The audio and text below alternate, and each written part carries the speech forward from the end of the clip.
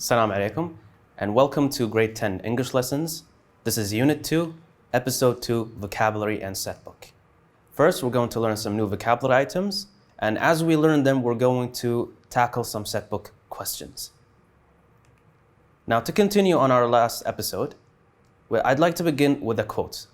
Great art can communicate before it is understood. This is by T.S. Eliot.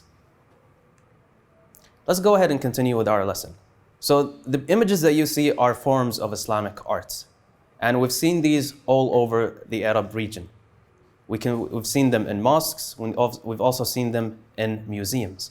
Islamic art refers to the diverse Islamic culture. This is our first vocabulary item, diverse. It's an adjective. It means showing a great deal of variety. Another word for diverse is different or various.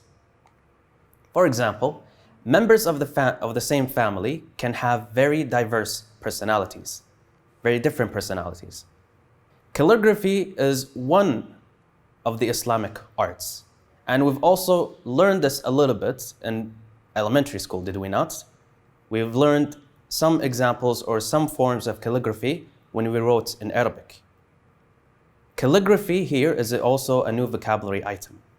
It's a noun, and it means decorative handwriting or handwritten lettering. For example, I joined an institute for calligraphy, so my handwriting is very good now. The Islamic art refers to the richly diverse Islamic culture, just like the images you see. Richly here is also a new vocabulary item, and it's an adverb. It means an elaborate, generous, or plentiful way. Another word for richly is magnificently. For example, the villa at the corner is very expensive. It is richly decorated. Islamic art has been inspirational to many artists throughout the world. This is also a new vocabulary item, inspirational. It's an adjective, and it means providing or showing creative or spiritual inspiration. Another word for inspirational is motivational. Islamic art has been consistently produced since the 7th century. And the image is a form of one of these examples of Islamic art. And as you can see, it looks very old, right? So here we have a new item that is consistently.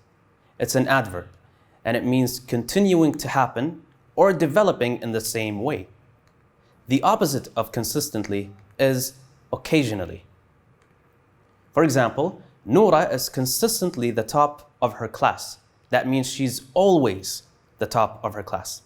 Some people can master their calligraphy skills. Just like the image you see here, we've also tried to establish this, or we tried to learn this in elementary school, did we not? When it comes to the English language. So here we have two items. We have master. It's a verb, and it means to acquire complete knowledge or skill in an accomplishment, technique, or art. Another word for master is acquire. For example, she lived in Italy for several years, but never mastered the language. She never acquired it. Do you know that sometimes respect between cultures happens in the smallest forms? For example, it could be in a form of gift, or if you want to show respect to the Japanese people, for example, you bow as a sign of respect. These small forms establish this respect between cultures. The United States Postal Service issued a special stamp to honor and commemorate Islamic culture, just like the image you see here. Commemorate is a verb, and it means to recall and show respect for someone or something in a ceremony. For example, many countries commemorate their fallen heroes. The blue postage stamp was adorned with gold Arabic calligraphy in celebration of Eid al-Fitr and Eid al-Adha. Just like the image you see there, it's in gold. So the word adorn is a verb, and it means to make more beautiful or attractive. Another word for adorn is beautify and also decorate. For example, the mosque's dome is adorned with Quranic script. Eid Mubarak translates literally to a blessed festival and can be paraphrased as may our religious holiday be blessed. We have a vocabulary item here that we got used to hearing, right? We've listened to this word in the previous episode when it comes to summary. So you must know what it could mean by now. Paraphrase is a verb. It means to express the meaning of something said or written by using different words. Another word for paraphrase is rephrase or reword. The type of script chosen for the stamp is known in Arabic as thuluth. It is a large, elegant, and cursive script, and it first appeared in medieval times. Just like the image here you see. Bismillah ar-Rahman ar-Rahim is written in this form of thuluth. So what do you think the word cursive means based on this image? You can see the letters are a bit curved, right? So cursive is an adjective. It means written with the characters joined. For example, the woman's signature on the paper was cursive, but the rest of the essay was in print. The original black and white design was embellished with color using a unique computer program. What do you think the word embellish means? It's a verb, and it means to make something more attractive by the addition of decorative details or features. Decorate and beautify are other words for embellish. Now think about this. As a student, what can you do to further the culture of peace and respect? So, for example, the best way to show or to further the culture of peace and respect could start at home. For example, you can teach your siblings how to respect other people or other cultures. You can also join conferences and raise people's awareness regarding peace and respect. The next question is, what has Kuwait done to further the culture of peace? And we all know that Kuwait has done many things to further this idea. Kuwait has organized conferences to promote mutual understanding and arranged seminars and programs to raise awareness. Now, why is it important to respect and tolerate other people and other faiths? I'll give you a few seconds to discuss this with your family members or to think about it before we get to the answer. It's important because it helps people all over the world to understand each other. Now, the best way to achieve a culture of tolerance and mutual understanding is through international, intellectual, and interfaith dialogue. Here we have the new word interfaith. It's an adjective. It means of relating to or between different religions. For example, the United Nations encourages interfaith dialogue between religions. So as a student, you can do many things to start this initiative of teaching others how to respect other cultures and tolerate them. So students must have initiative. They shouldn't be imitators.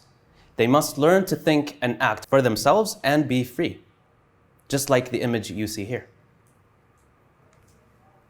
We have the word initiative. It's a noun, and it means the ability to assess and initiate things independently. Another word for initiative is capability. Now, what are the responsibilities of mentors? So a mentor is a noun, and it means an experienced and trusted advisor. For example, those who need to work for the first time should consult a mentor for advice and support. So their responsibilities are to create new projects. Projects like social projects who could help the society develop itself, or it could even be about projects to help the poor. Mentors help people make use of their time. An example for that could be a mentor teaching a student how to set their goals correctly and to achieve them. Mentors also advise them to work, and they mentor students from schools and hospitals. Now we come to the vocabulary task. We've learned so many vocabulary items, I know, so now we'll put you to the test and see if you can figure out the answers or not. Fill in the spaces with words from the list. We have the word consistently, embellish, seminar, reviews, paraphrase, and cursive. This is our first sentence. Reem used pink ribbons to blank her room. Now, a tip when it comes to the vocabulary tasks that could help you is the following. Always look for key words to help you figure out your answers. So for example, in this sentence, our keyword is pink ribbons. They're colorful. They're very colorful ribbons, right? So based on this keyword, what do you think the answer is? Is it consistently, embellish, seminar, reviews, paraphrase, or cursive? Based on what we've learned so far, the answer should be, I'll give you a few seconds. Embellish. Excellent job. Here we have sentence 2. When it comes to summarizing, you should blank the sentences in your own words. To remind you, we've learned about summarizing a text in the previous episode. So you should have an idea of the correct word to use here. Another thing, we have multiple keywords. We have summarizing and own words. If you combine all these keywords and your previous information, I think you can figure out the answer very quickly. The answer is paraphrase. Well done. Here is sentence 3. I have always liked blank handwriting, but I find it very difficult to learn. Again, look for the key words. We have handwriting and difficult. So the answer could be about something related to a form of handwriting. What is this form that we've learned in this lesson? Is it consistently, seminar, reviews, or cursive? I'll give you a few seconds to find the answer. The answer is cursive. Well done. If you didn't find the answer to the previous 3 questions, try again in the next 2. Sentence number 4. You should play sports blank to be fit. Again, look for the key words. What do you think they are? We have sports and fit. Excellent job. Now, based on these keywords, what do you think the correct word to use here? It's consistently. Excellent job. Here we have sentence number 5. I always read blank written about new movies before I decide to watch them at the cinema. We've all done this before going to watch a movie, right? Because we want to make sure that this new movie gives us a good experience. So look for the keywords. We have multiple keywords here. The first one is read, the second one written, the third one is new movies, the fourth before, and the final word or the keyword here is decide. So combine all this information together, and based on your own experience when you want to go to a new movie, what's the answer here? Seminar or reviews? I'll give you a few seconds. The answer is reviews. We read them before we go into a new movie. Now it's your turn to apply these methods to figure out the questions or the answers to the following questions. From A, B, C, and D, choose the most suitable word that best completes each of the following sentences. Khalid was chosen as a blank to represent his school at the conference. Look for the keywords. So is the answer seminar, initiative, delegate, or aspiration? If these are your keywords, then you did a good job at finding them. We have the word chosen, to represent, and his school. So what was Khalid chosen for?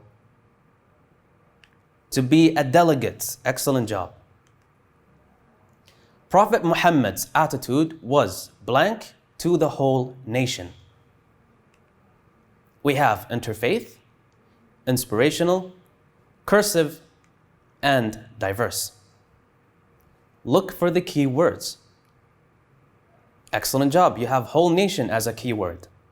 So based on this and the sentence, the answer must be inspirational. Well done. Researchers like to blank surveys to support their theories.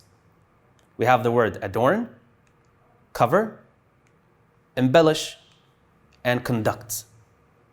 Now, based on the vocabulary items that we've learned in this episode, and based on the keywords that you found in the sentence, for example, like researchers and surveys, what do you think the correct vocabulary item here?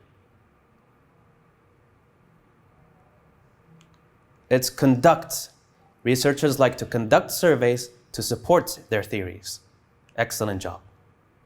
So in this episode, we learned to use new vocabulary items in sentences.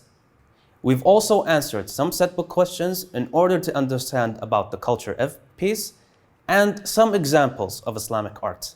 Thank you for watching, and I'll see you in the next episode.